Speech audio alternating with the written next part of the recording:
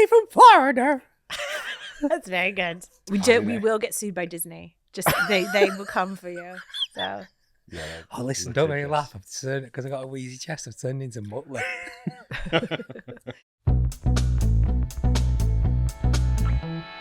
Welcome to Roadmap, Autotrader UK's product and tech podcast. And today I'm chilling with the CX crew. It's like just a normal meeting, this was three.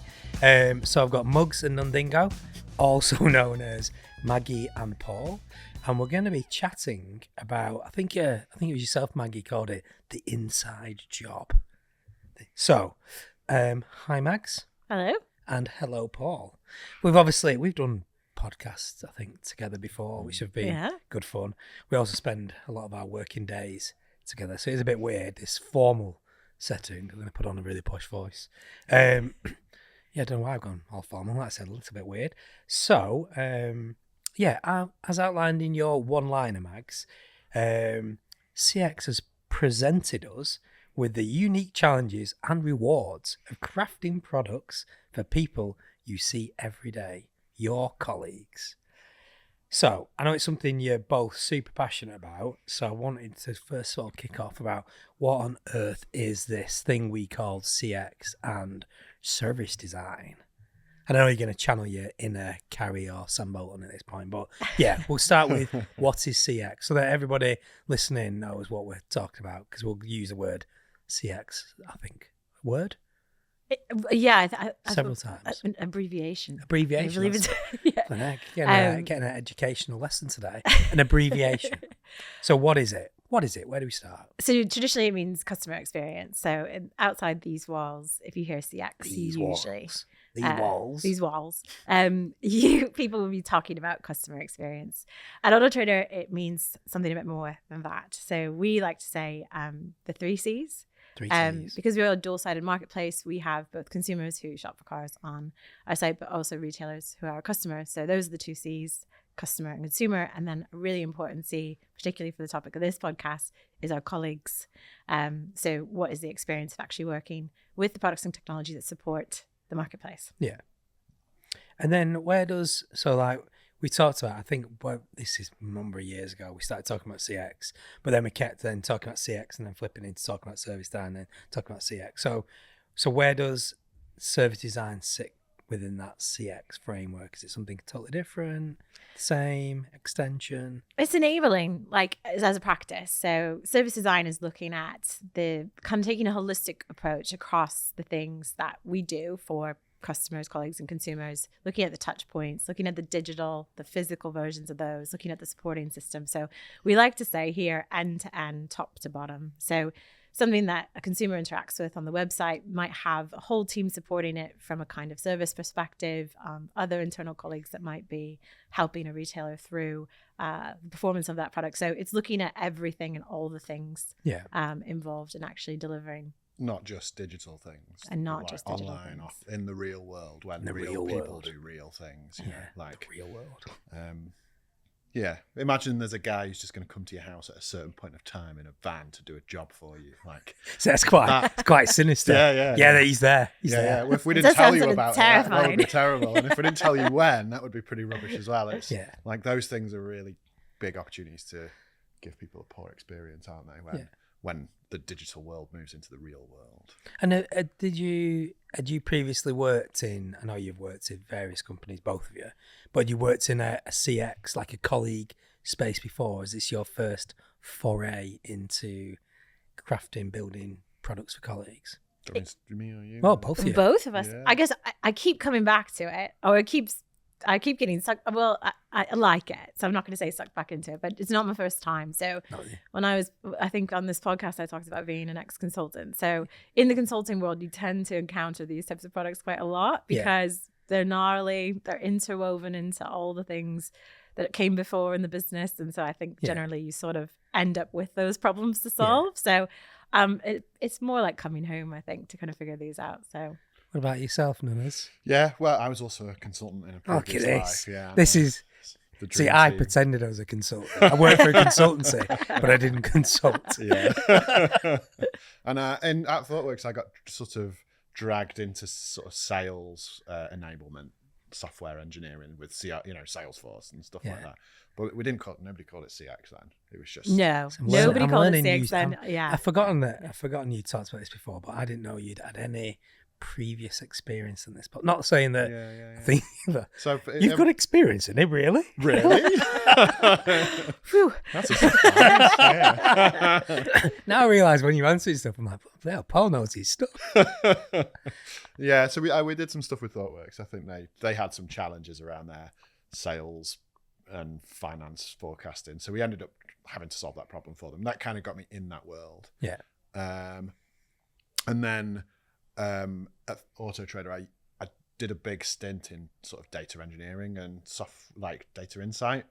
And a huge component of that is the dashboards and BI tools that our sales team use. So that kind of dragged me back into working around sales, and then it's see, now Maggie didn't use the word, she avoided drag back it's like in. The sucks back in. None of us went straight for it as dragged back in. Just when I thought I was out. But we said no accents. Yeah. This is just where I'm at now with the accent. So but I think it's kind of magnetic for me because it's very collaborative. There's a lot of people involved, and I like that side of software engineering. Yeah, I mean, it's interesting because I've obviously been working with you two 5 months. I mean, we've obviously known each other longer, but like when the opportunities come back into the sort of CX stuff, I was like a little bit like yourself. It's like a bit of a magnet pulling you in from previous stints on stuff, and I do find it fascinating. It's unglamorous sometimes, which that's definitely the stuff I like. Yeah, which is appealing to me because I think getting through that stuff is often really game changing for you, you and your employer and the products that you build. But not everybody's drawn to it. It takes is a certain type of brain. Yeah, I think it is different, especially when, like you say, we'll talk a bit more on this, but you can see your users are like actually sat next to you, and when things are, say, not going to plan, there is nowhere to hide. Yeah. Right. There's another thing. It's some going back to like terms. So it was something we talked about when again first joined you lot. We started talking a lot around the ecosystem and the different ecosystem, the different Autotrader teams, the different approaches, and the way we may need to look at the marketing crew differently than one of our partnerships crew. And it was like it is interesting, and a lot of it was theory based. But when we start to think about the Autotrader ecosystem, how it in reality does this start to play out in the CX program of work? Has it been a big consideration how we address the ecosystem, or have we found that we definitely, when we first sort of dug in, realised there was no coherent ecosystem. Right. It was really discrete things. Yeah. This tool over here, there's a CRM over here, there's some marketing tools over here. The actual ecosystem. It's a lot of localized initiatives that work really well for that local for that particular team, or all like a big list of bookmarks that people had as well. Like you just happen to know. I go here for this, and I go over here for that, and they're all in different parts of the. That sometimes is some people's like secret power, isn't it? I know all the bookmarks. Yeah. But a lot of people have to hold knowledge in their heads rather than it being more obvious. So I like to think of it. I'll use this analogy, and sometimes it works, and sometimes it doesn't. So bear with me. Like a band, but not like a rock band, like flutes and trumpets and stuff, and like a brass band. Like a brass band, yeah. And when you encounter an ecosystem that's not really working together, everybody's basically playing a solo.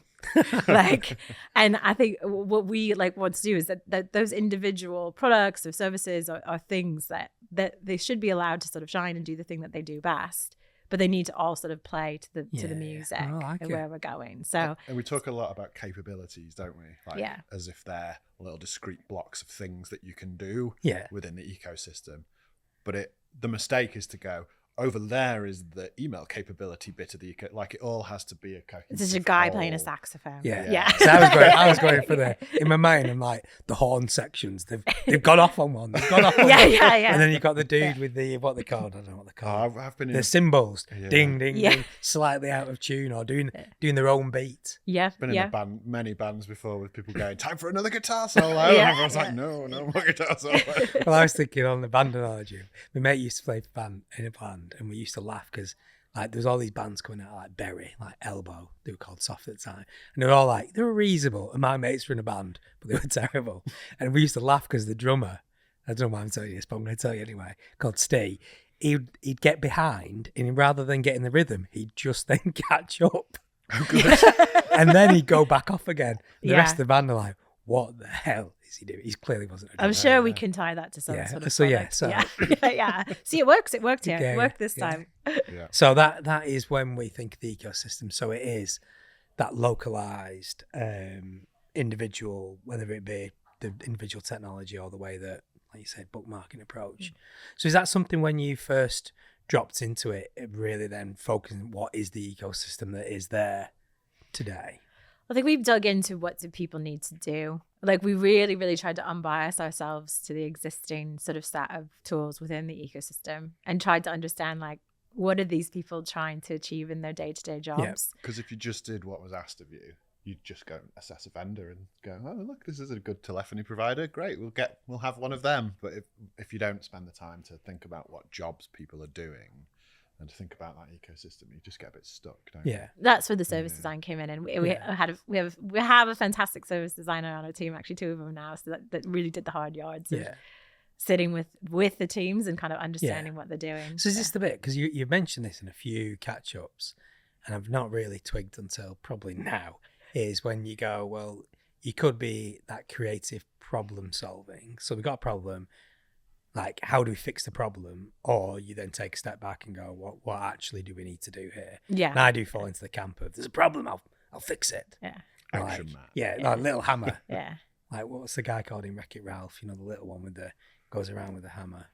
I'll find that one later. So is that what when you start to think about those, is it easy to fall into that trap of going, well, we'll solve a problem over there and fix that tactically, and solve a problem over fix that tactically, but you still got the issues where the ecosystem isn't quite joined up? Yeah, because there's a chain of negative effects leading back to a root cause. And I think if you target what you described, you're only fixing the middle of the chain. Yeah. Which is essentially temporary, isn't it? Because it's like plugging the holes in a dam. So we did want to sort of look at like, why does this tool exist? What is it being used for? And things evolve over time. We just find this working in product for so long that they sort of grow. Yeah. And things exist that no longer of use, buttons that do nothing, and like unless you do that work to sort of say like, why does this thing exist? Who's actually using it? Why do they need to use that? You could be sort of bound to build what was required in the past.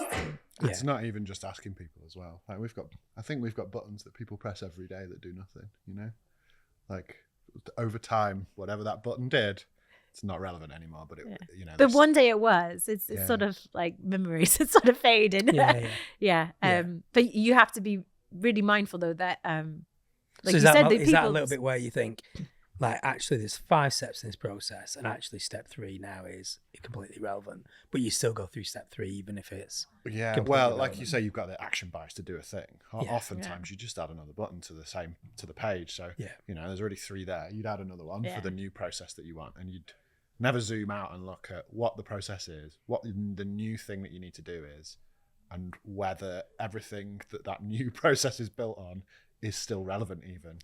And like Maggie and the service designers are particularly good at digging into the bigger picture of whether something that is being done is relevant or optimal or suitable or could be solved in a different way. So we've been working on this transformation, I guess you could call it, for I was trying to think of what the right word would be. Maybe like a year and a half. We did some sort of more intense targeted work with certain teams and rebuilding the tooling that they use to support our private, sell your own car as an individual. And by sort of looking at actually what the team was doing and how they needed to support consumers who are selling their car, we were able to sort of eliminate the need to build product through other ways. So that's sort of like, that really became like a real thing that's developed and become something we think about when we're evaluating. Like, is that, can this be supported by policy? Like, Could we think about a different way in which we sort of deliver this service that it doesn't have anything to do with building products or technology in that sense? And if we didn't have that as part of our sort of toolkit, like we would have maybe built a lot of things that could have been thought about differently. And I don't think we would have done that unless we had gone all the way down the chain to say like, okay, why does this feature actually exist? And is that something that we want to continue to support? Yeah. In the service. So and where did? Because obviously a lot of stuff we build ourselves, and then sometimes we buy stuff in. So where in that journey do you start to then look at that decision? Is this going to be a COTS package, or is this going to be something you build? And then what next level of challenges does that throw up? Because I came in as I did a little stint early doors with CX, but that was like when we were thinking about ticketing. We were looking at Zendesk, and then obviously I go away for a couple of years, and then we've got other systems now, other commercial packages we bought. So where does that sit in the whole sort of journey? And then probably more Paul is like what different challenges that throw up having the likes of HubSpot and Zendesk as part of the ecosystem of systems. This like I have a lot to say about this topic because I think this is the work. Like I can see your eyes going. Yeah. Well, for product people who end up in spaces like this, like the work looks different than kind of building, custom software. I think when you have a mix of commercial off-the-shelf products, cards, things that you build in-house to support your products and services, you're constantly balancing. You want the commercial off-the-shelf products to do what they do best. You want them to play the solo. Like that's what they do. So the band ones, they are like out there on the stage doing the 15-minute riff. Maybe not 15 minutes, but we bring them in because they do what they do best, and you allow them to continuously improve that with all the expertise they have. Trumpet solo going on now. Yeah. But you don't want to over customize those things towards, because then you start to lose the value. And I think this is what I feel quite strongly about, is that over customization of COTS products is one of the anti-patterns you see in this type of product management. And then the opposite side is overbuilding custom products that do what COTS products do really well. Yeah. And it wouldn't be the first time that this is not about Autotrader, but it's frequent to be pulled into a conversation about why a vendor that we have worked with for a very long time is not working, and then to go and have a look at it and see that we're using that vendor in a way that it is not designed to be used in a customized, like if your needs are unique, which they very rarely are, then customizing a vendor or building something yourself is the right thing to do. But not many people have unique needs in the realms of commodity ticketing software and sales processes. And if you can adapt your actual processes to be closer to what those vendors support, you'll have a much better time. I think it's adapting over customization.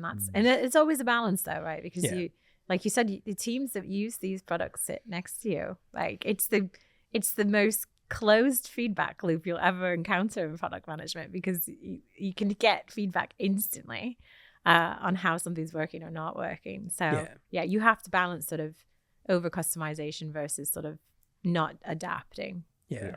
And how do you get that? I mean, I know we talk about another insert like the backstage. So where do you get that? If there is a balance, how do you know when you're getting the balance wrong? So is there a bit? I've got a bit of an analogy for it. Go on then. So is it? So it's not a band one, is it? No, this is moving on from bands to. Okay. So like if you live in a big city, you've got the work bit. You've got the region of the city where you go and all the offices are and you work there. The CBD. Yeah. You'll have I think part it's got of the central city business district. Oh God, that's what I learned in geography when I was like 12. I just didn't listen. I love geography. It was excellent. Yeah. And then you'll have a part of the town where lots of amenities are. So the big supermarkets, the Costco, you might there have are other supermarkets, mega hospital there, like Wythenshawe Hospital or something. Yeah. But if you've got a poorly thumb, you don't want to cross the city, spend an hour and a half in the car to go to Wythenshawe Hospital to get someone to look at your thumb. You probably want to go to a GP, and you probably want that GP to be located near where you work or near where you live. Yeah. But they're only offering a partial service. They're not. You can't go to them and say, "I'd like my leg off." I'd like my thumb off. Yeah, we'll do it here Even better. right now. Yeah, like they're offering a partial service. They'll do a decent enough job of what you're likely to need Yeah. within 5 to 15 minutes of your house. Yeah. And where we put customizations in COTS products, we have to think about what level of that process do we need to embed in that context. So if you've got a support ticket up and you want to see a bit more information, adding some little customization in there to maybe call one of our APIs and throw up some extra information makes a lot of sense. If you then need to, in that process, move on to do an elaborate business process where you have to collect 5 different bits of information and then cross-reference it with some other data in another table, putting all of that into your ticketing system, you've started to really stretch the boundaries of what actually needs to be. Yeah. You need to head to the hospital. Like, you've got to go to hospital at that point. Like, like... He's going all Bostonian again. Gonna go to the hospital. I didn't do an accent then. I just... You could try again. Psyched myself up like a... Well, I thought you were going there. I can see the Boston. I'm from Boston coming all back out again. I used to have a... Yeah. Apologies to our Boston listeners. Yeah. Sorry. It's okay. It's only my sister and the kids. Yeah. My ex-partner. But also it's not just what's in those regions, it's how you get between them. So city infrastructure is not just having a big hospital on the other side of town. It's having that main road that gets you to where you need to go, or having trains or whatever. So when we think about this type of design, we're thinking, oh, this is what you need to do from home. If you suddenly need to go to hospital, you're going to have to get there. How do you get there? What's the journey from ticketing system into bespoke user experience that we've built that is truly representing some unique custom business logic? Yeah. And that brings you back to service design. So it's the interconnectedness of those, like the road, essentially. Yeah. Like, we can give you a ton of contextual information to solve a problem for your thumb. But if you need to do something a bit more advanced, then you're on your way to something that we've probably built. Yeah. So, and we do still build bespoke products in our team, but we have to really think about how they seam. They're not seamless, because nothing really is seamless that you're weaving together, but how do we make those seams as natural as possible? And where we've landed, I know we're mid program, mid transformation, mid rollout, can't think the right words, but did you envisage the level of what you're using out the box today versus what you're customizing versus what you're building completely fresh and additional applications? Has that surprised you in any way, or is it actually you where you thought you'd be? I think we're pushing the boundaries of how much we can put into the COTS product, and it's intentional. It's not because we don't want to build product, but we're trying to minimize our people having to switch between multiple systems in order to solve a problem or inbound demand. So we've done a lot of not like true experimentation like in that, but we've done a lot of trialing, I would call it, to say, like, if we put this information into their first line system, are they able to do 80% of their work? So I think that the most surprising thing that's happened is the non-product problem solving, the non-building of products problem solving. And I think now that we are able to think about that, it's super helpful as we go into these systems. To just think about how we might be able to save a problem by saying, well, we're not gonna do that anymore, and then you immediately don't have to. And has that been either a mind shift change for people working in the teams, or even people receiving it, that moving away from that like sort of creative problem solving to like, actually no, we're just not gonna do that. We're gonna do something very different.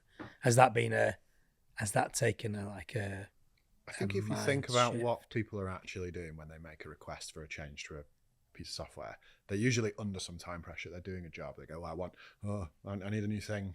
Can you get this new thing? I don't really have time to think about it properly. I've got to get back to doing my actual job. They're not actually software engineers and product people who are making these kind of requests for capabilities. So it is imperative that we slow that process down and actually step back. It is a true need, though. I think like it is still gold dust in that, like, there's a need in there, but it's sort of wrapped up and you kind of get to the bottom of it. But we've tried to work much more closely across teams. So like in that team that I said was the first one that we weren't quite intense deep in, like we worked with our sort of leads in, our operations, so that we were making decisions together. So it couldn't just be, the product and technology team saying, oh, I don't want to build that. You can just, just do this instead. Absolutely. That's not what we did. Like we had to we saw each other weekly to discuss sort of like, this is what we thought we needed to build. We had a little look at it. We think we could do these two things, probably one of those, including building it. And then really just thinking it through about what would that mean if we implemented that policy. And like, so without working closely with our operations colleagues who are on, our team is made up of a blend of people across product, technology, operations.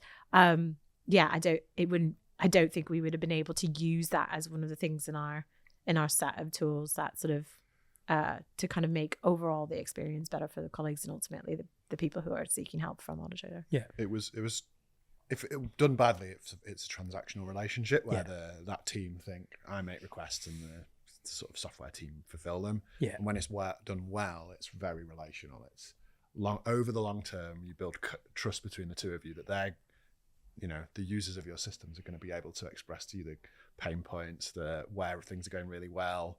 Yeah. And they're also going to trust you that you have their interest at heart and you're trying to make their job easier and better and make their work more fulfilling, because the true goal is to remove all of the rubbish, isn't it? Like probably a lot of people have encountered products and tooling in their jobs that is just not great. I've got a long list in my career of just things where you had to like, I don't know, turn it off and on, do a circle, spin round, throw salt over your shoulder, and then maybe get it to work. I think at my old place there was like a sequence. If you didn't get the sequence of events on this particular, I can't remember what the app was, but it was like it would just freak out. Whereas like if you knew it's like tab, do this, do that, drop down. Look, it's still working. But then you find people just get used to it. Totally, yeah. And it's when someone new comes in and goes, "What? You've you've lost it. This is not normal." My first job, I walked into my cubicle, so this is dating me. There were 2 computers on the desk, and one was a PC and one was one of those colorful plasticky Macs. And I was like, "What's going on here? We can't send the files to design from the PC, so you literally, I had to spin my chair around, send the files to myself, and then drop it into the designers." And that was my process, and like it was just normalized. And we are looking at things like that, like just there is things that just happen that you're like, this is not normal, this could be better, and that's where we started.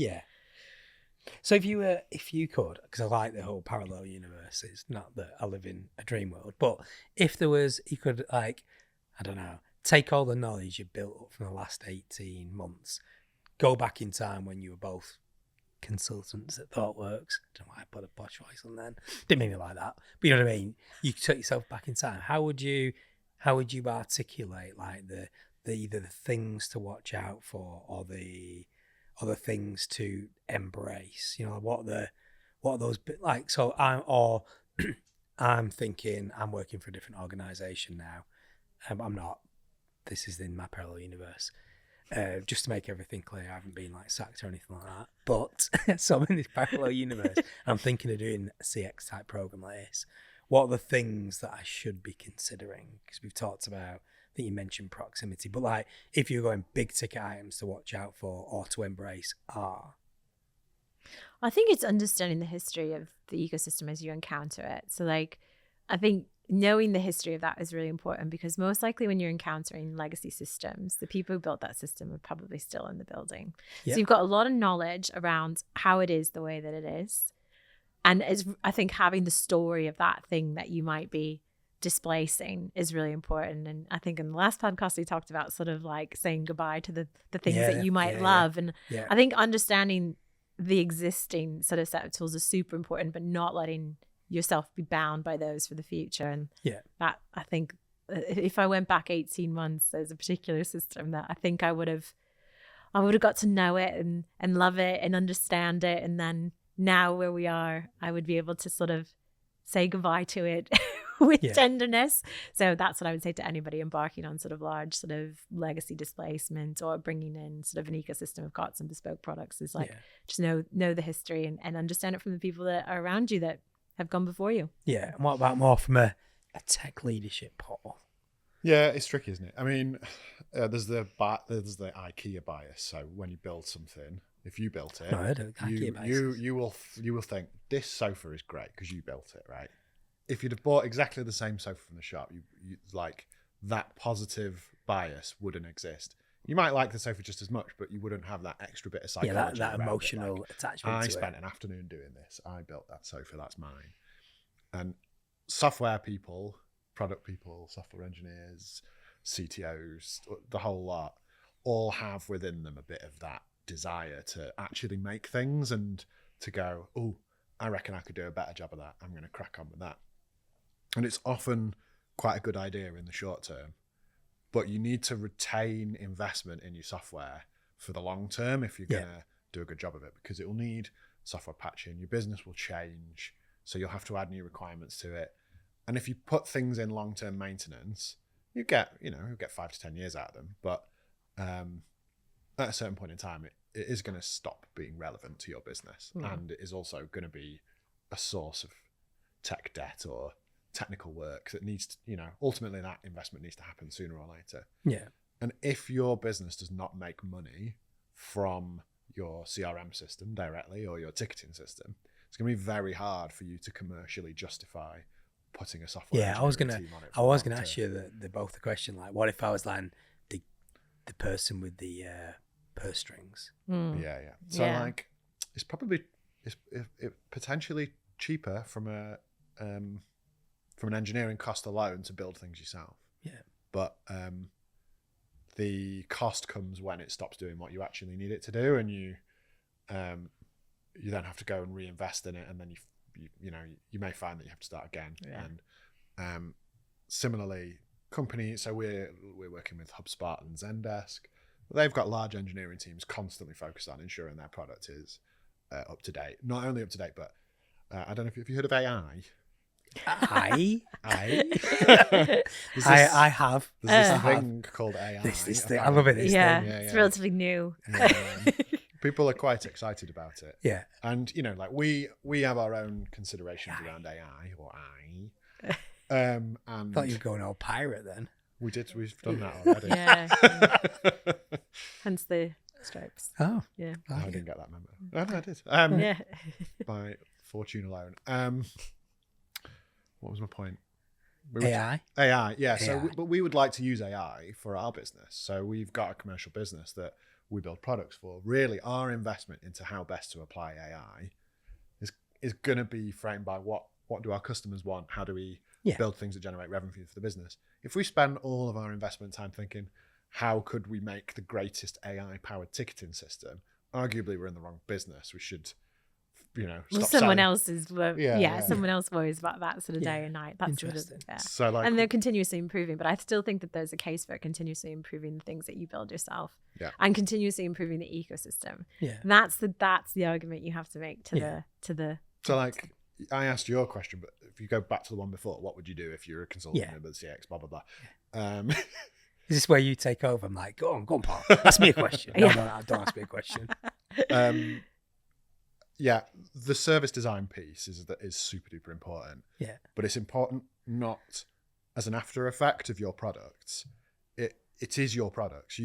When you are designing your product experiences, things that you are directly selling to consumers or retailers or whatever, if you make decisions that result in poor experiences further down the line, no amount of good ticketing or good CRM system is going to save you from that poor experience. Totally. You have to go all the way back up to the beginning and think, I want to build a system that is good for the consumer, good for the purse strings of the business, and also good for the people who work at the business. We don't have like CFOs skipping around the top floor having a whale of a time, and there's a load of people in the basement crying over phone I did calls like where that. people- We don't want that to happen. I did like do that. not want that. It's okay. We'll go and get a ticketing system that can do 1 million tickets a day. Yeah. It doesn't solve all your problems. Yeah. It's sort of wheels within wheels that you're trying to keep. The best going. solution is in the design upstream. First order. How do we make a good product that does not require a significant amount of support? Yeah, that is the true answer. I think we should have maybe, when I first joined you, we maybe should have done this talk then. We should have started with a podcast. Well, yeah, because I've actually learned loads. I think I heard my phone vibrated. I think this is your because you got to skip across town to do another talk on CX to our partnerships crew. To our partnerships leadership team, So that was great. I might watch this back just so then I know what I'm talking about on our next steering meeting. I am genuinely excited for the next 18 months plus on CX. I think it's going to be awesome. And it's always good fun working with you too. So cheers for bringing your stripes to the couch, as you both said. Lots to go on with. Thanks for everyone tuning in and listening to me, Mags and Paul reminisce and talk about CX. Please like and subscribe on YouTube, and remember to hit the notification button so you never miss an episode, and follow us on Spotify and Apple Podcasts. And that's us done and dusted. Catch you soon for another episode. Thank you. Thank you. Thanks very much.